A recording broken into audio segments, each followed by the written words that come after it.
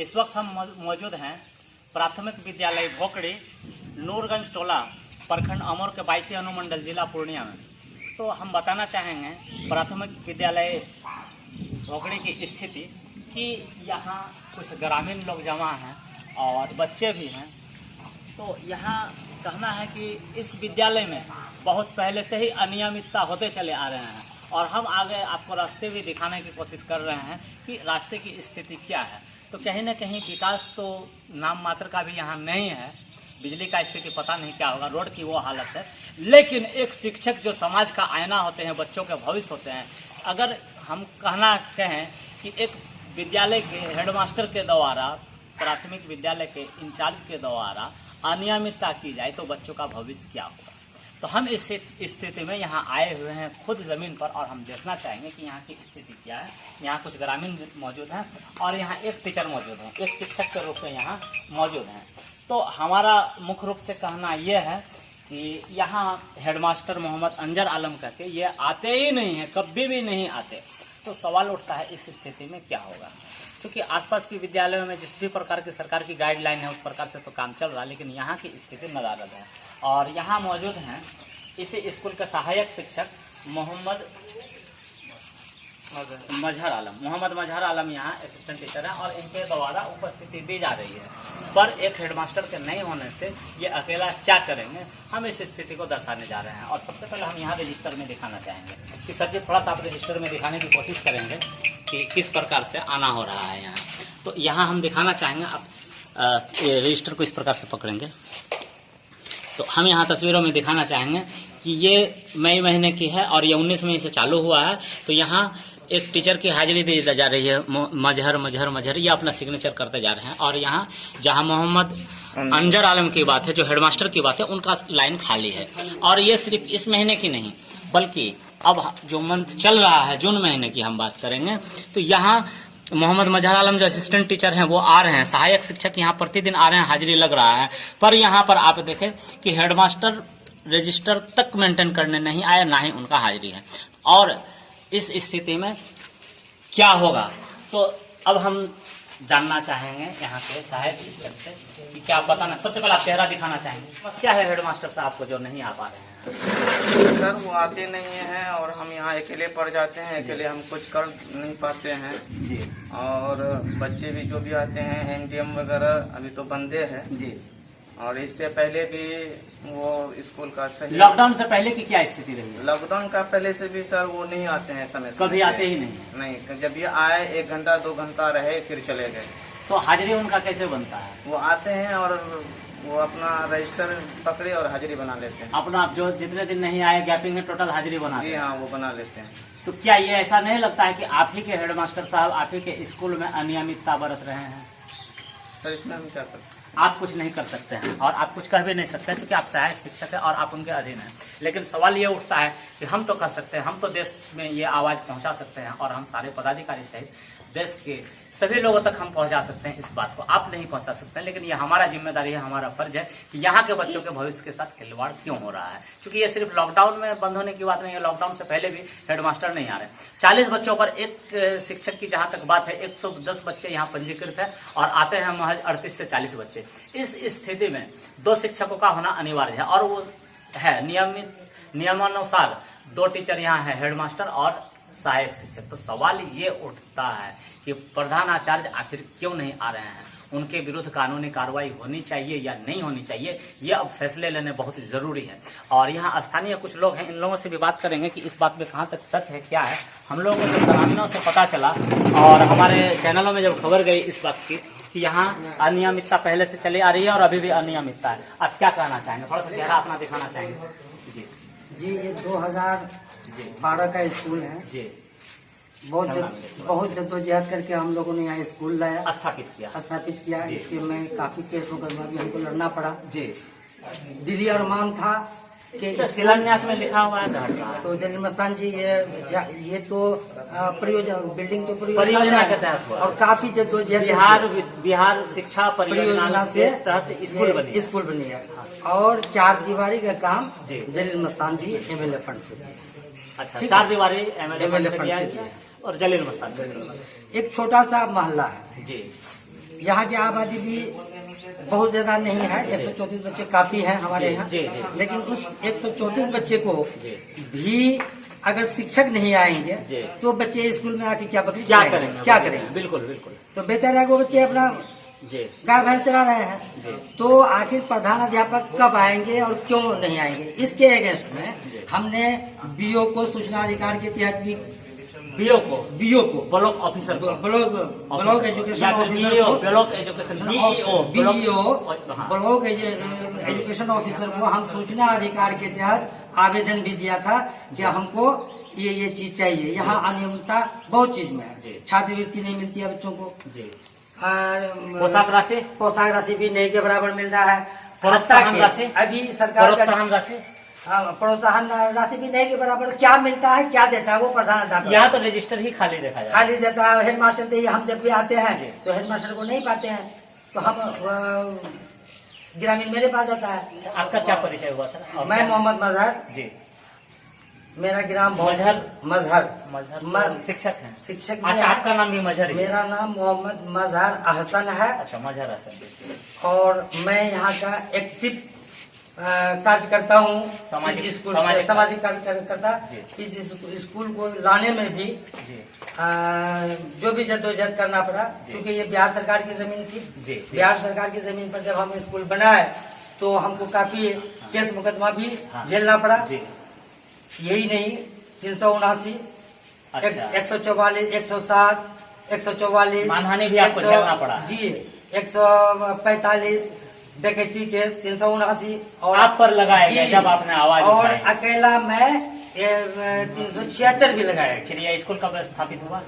ये 12 का स्कूल था। केस मुकदमा को खत्म करते करते करते करते पन्नों में स्कूल स्टैब्लिश करके, ये पहले शिफ्ट था आमगाछी स्कूल। अच्छा, आमगाछी।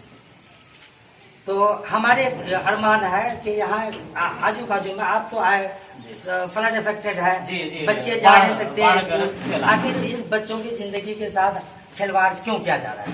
या तो स्कूल ही नहीं होता, बच्चे जहाँ होते घास काटते या फिर मदरसा में पढ़ते, लेकिन स्कूल का स्थिति तो हमने देखा और हम आपके प्रधानाध्याचार्य की भी स्थिति को हमने देखा। अब आप ये बताइए, सरकार से आप क्या कहना चाहेंगे? सरकार से हम कहना चाहते हैं कि ऐसे अनियमितता वाले टीचर को बदल करके कोई पठन पाठन वाला जो अच्छे टीचर हो, एनर्जेटिक हो, जैसे हमारे मजहर साहब है, नो डाउट एनर्जेटिक है, ये तो आते हैं समय पर, लेकिन उसको जब हेड मास्टर ही सहयोग नहीं देगा तो वो क्या करेंगे? अभी स्कूल का 4 दीवारी बिल्डिंग ध्वस्त हो रहा है।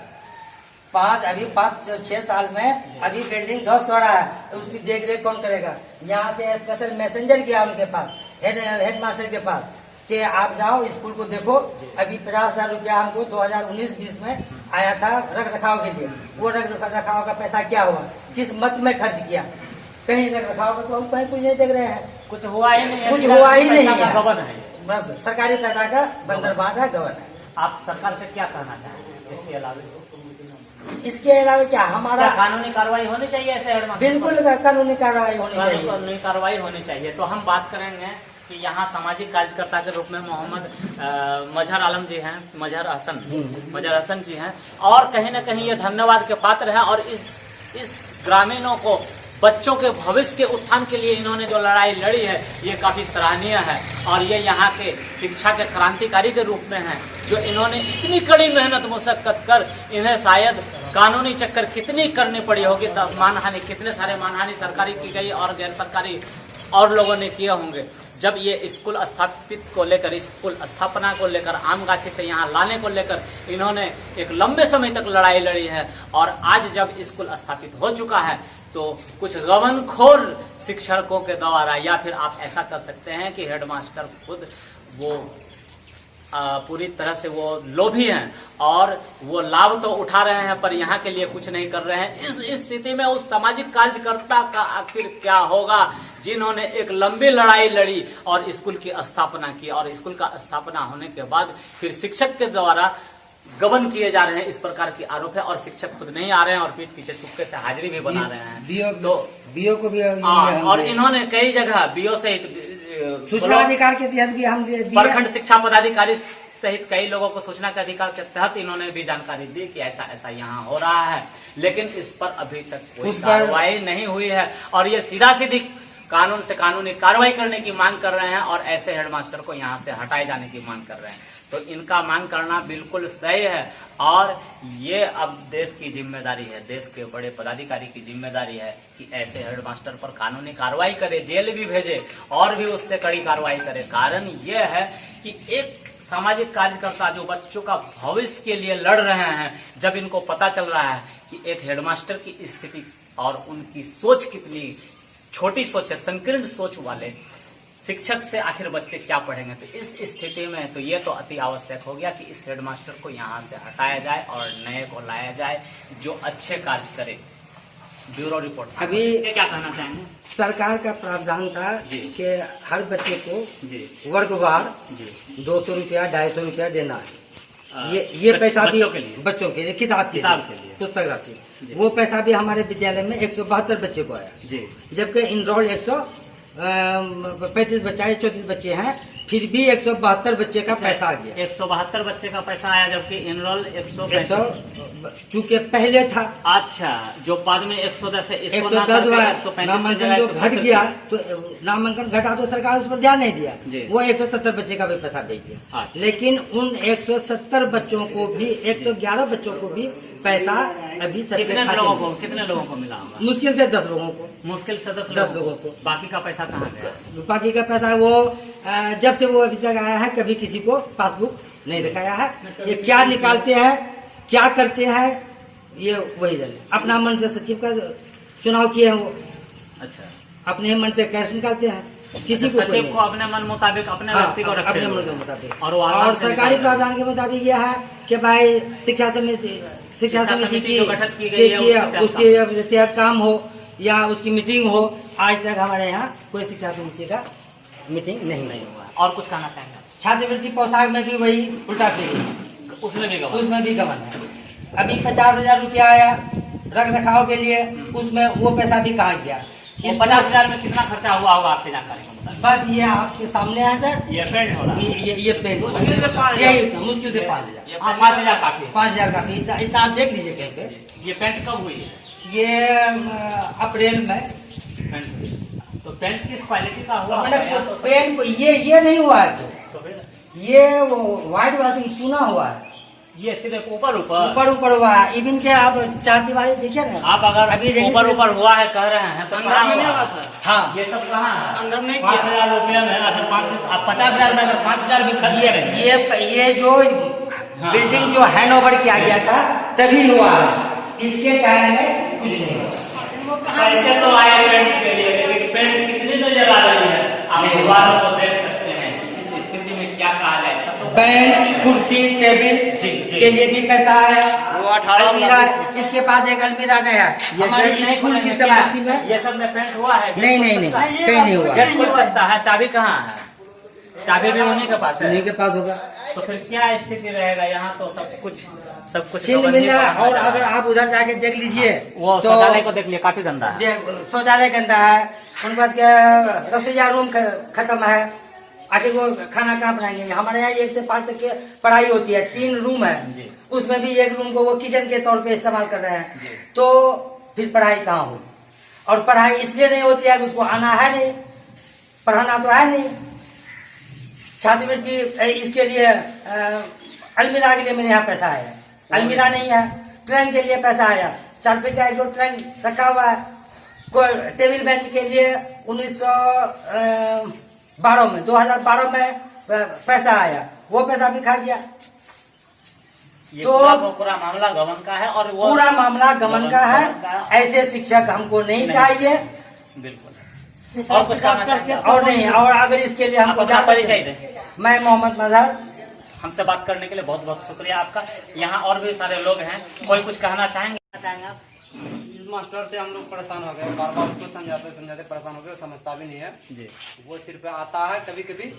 अभी तो खैर लॉकडाउन के बाद जो इससे पहले की स्थिति, इससे पहले की स्थिति में हम बहुत परेशान हो गए। हम लोग बोलते बोलते उसका घर पर बहुत जाकर के समझाए तो भी वो नहीं समझता है। मतलब समझता है कि मेरा बाप का प्रॉपर्टी है, ठीक है, और वो जो है मतलब जी कि किसी चीज का भी अहमियत नहीं है। और 10 to 12 बच्चा को मतलब जी कि चलिए, यानी आपके यहाँ जो मजहर जी जो बता रहे हैं वो बिल्कुल सही है। 100%। चलिए ठीक है, बहुत बहुत शुक्रिया। अपना परिचय देंगे? मोहम्मद समीम अख्तर। मोहम्मद समीम जी, हमसे बात करने के लिए बहुत बहुत धन्यवाद। साल में जी हेड मास्टर यहाँ एवं नहीं करता जी हाजिरी, वो कभी लोग बना करके चुपचाप से यहाँ एकदम नहीं आता।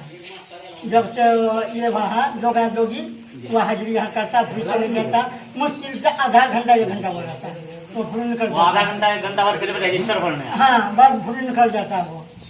क्या नाम है आपका? मोहम्मद तैयब। मोहम्मद तैयब जी, हमसे बात करने के लिए शुक्रिया। आप कुछ कहना चाहेंगे? क्या कार्रवाई होना चाहिए अगला? हाँ, कार्रवाई होना चाहिए। अगर उनको जेल भी भेजा जाए तो आप खुश हैं? हाँ, खुश है। जब हम लोग उनको वोट कर दिया तो पुलिस के बारे में क्या हम लोग सोचेंगे। बिल्कुल ठीक है, हमसे बात करने के लिए बहुत बहुत शुक्रिया। पैसे का क्या मामला आ रहा है? पैसे का ये मामला है कि हम 3 बच्चे का जो है 1200 रुपया दिया उसको, जो है खाता खोलने का 400 400 हाँ, फिर क्या तो बोलने का जो है कि 300 रुपया जो है कट जाएगा, जो 300 रुपया रहेगा, 600 रुपया रहेगा खाते में 3 बच्चे। तो उसमें जो है एक भी पैसे नहीं रहा खाता में। खाता खुला? खाता नहीं खुला। खाता ही नहीं खुला तो पैसा का क्या हुआ? क्या नाम हुआ बिल्कुल आपका? पैसा आया नहीं। वो क्या खाता ही नहीं खुला तो पैसे क्या आएंगे? क्या नाम हुआ आपका? मोहम्मद जाहिद नाम। मोहम्मद जाहिद जी, हमसे बात करने के लिए बहुत बहुत शुक्रिया। प्रधान अध्यापक के काले करतूत यहाँ तक सीमित नहीं है, बल्कि 2 वर्ष पूर्व से लेकर 1 वर्ष पूर्व तक 1 वर्षों में सैकड़ों बच्चों से करीब 100 से अधिक बच्चों से लिए गए 500 रुपये करके खाता खुलाने के नाम पर, लेकिन खाता ना ही किसी के खाता खुले ना किसी के खाते में पैसे आए। महज 100 बच्चों की बात की जाए तो 50,000 रुपये गरीब बच्चों से दोहन कर लिया गया। बच्चों को ठगी का शिकार बनाया गया। बच्चों से प्रधान अध्यापक ने सीधी 500 रुपया प्रति बच्चा के हिसाब से 100 से अधिक बच्चों से ठग लिया। तो अब सवाल ये उठता है क्या इस पर क्या कार्रवाई होनी चाहिए? ब्यूरो रिपोर्ट, आंखों देखी।